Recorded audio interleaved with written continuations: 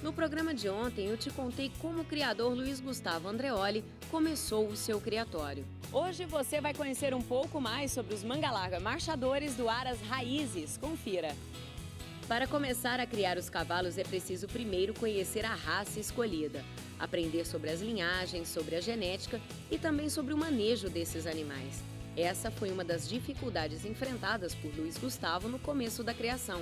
Mas graças à ajuda dos amigos criadores experientes, ele tirou de letra. A dificuldade maior, eu acho assim, para quem vai começar a criar, é entender um pouco mais sobre a raça, entender um pouco mais sobre linhagem de cavalo, que é muito difícil. A gente acha que é fácil, né? Ver um cavalo e falar, esse cavalo é bonito, eu vou comprar esse cavalo. Mas por trás desse cavalo existe muita coisa que a gente, assim, o leigo não entende, né? Tem uma genética grande por trás, são 100, 200 anos de criador ali atrás daquele cavalo para chegar onde chegou hoje. Então eu apanhei um pouco nisso, porque eu não entendia de linhagem. Eu entendi de ver o indivíduo e julgar o indivíduo. E eu tive que aprender a ver a linhagem primeiro para depois julgar o indivíduo.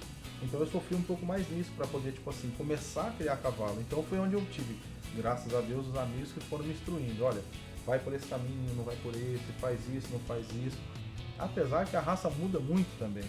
Com o passar dos anos, a raça foi evoluindo demais, foi mudando muito até chegar onde está hoje, né? Mas mesmo assim, mesmo estando como está, que eu acho que está excelente hoje, eles mudam cada vez mais, melhoram cada vez mais, e ela vai evoluindo cada vez mais. Todo ano que passa tem coisa nova, está acontecendo coisa diferente, sabe? Essas novidades que surgem na raça a cada ano são importantes para que o criador não se acomode e até se sinta desestimulado a continuar a criar. Para Gustavo, isso estimula o criador a seguir em frente tentando melhorar a cada ano. Se você ficar na mesmice, você acaba ficando entediado, você fala, vou parar. Mas eles não deixam acontecer isso. Vão sempre evoluindo, vão sempre melhorando, vai sempre mudando e a gente tem que estar acompanhando. Então a gente está sempre correndo atrás para poder chegar ali onde todo mundo quer chegar, que é ter o melhor cavalo, a melhor fêmea, né? E assim vai, né? E essas evoluções constantes na raça servem para apurar e fomentar o marchador pelo Brasil e pelo mundo.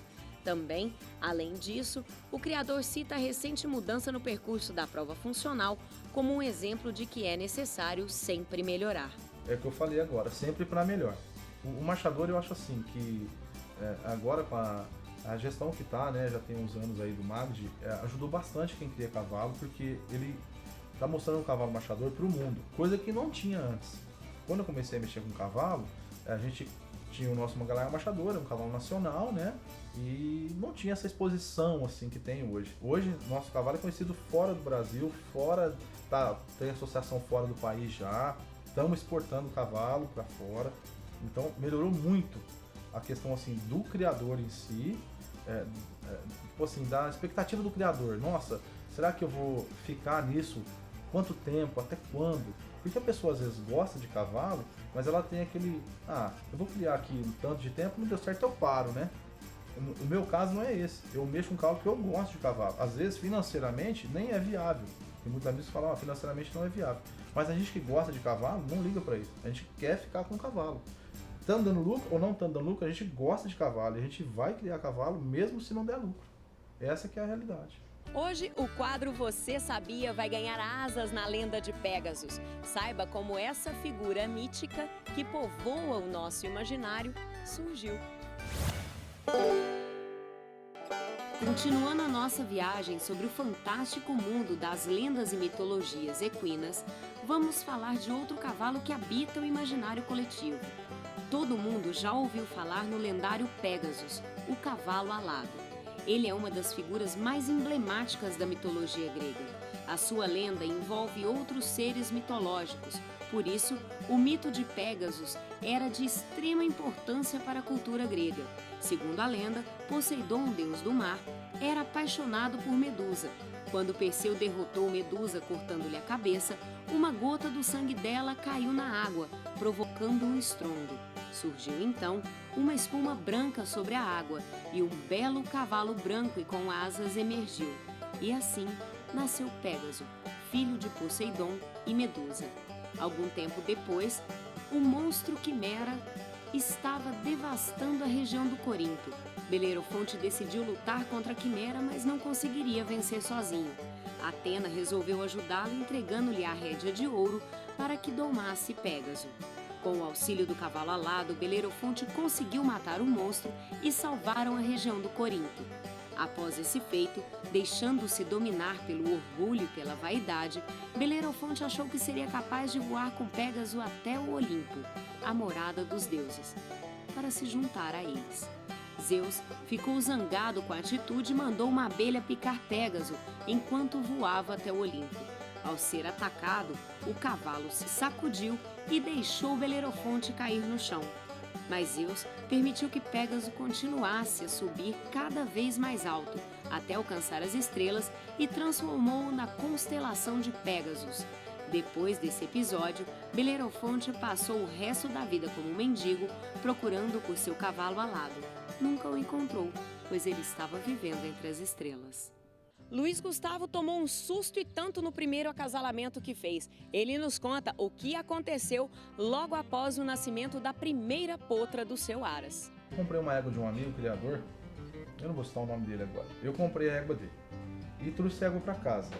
E trouxe o documento da égua para casa com a transferência da égua para casa. E fiz a transferência da égua pro meu nome. Tudo tranquilo. Cobri a égua do meu cavalo na época e a égua pariu uma potra fêmea. E eu fiquei feliz, né? Porque a gente, quando para em fêmea, a gente fica feliz.